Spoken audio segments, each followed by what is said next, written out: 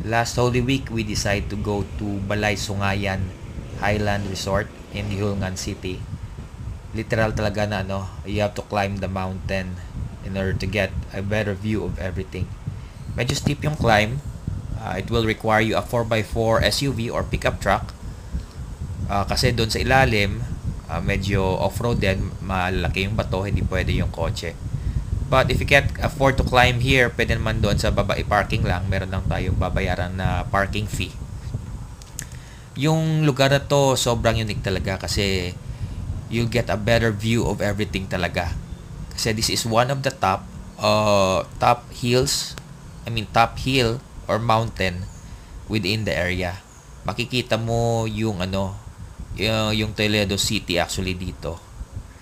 As you can see, mataas talaga siya. And there, yun yung island na yun. Makikita mo doon yung Toledo City. Kasi this city is in Negros Oriental. As for the experience, okay talaga. Sobrang ganda ng view.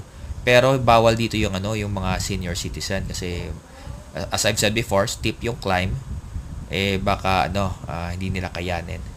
And capable ka talaga dito mag-climb para makago dito. Yung food naman is okay naman. Yung typical na silog-silog and short orders. And pwede ka rin ditong mag-overnight stay. If you want to stargaze.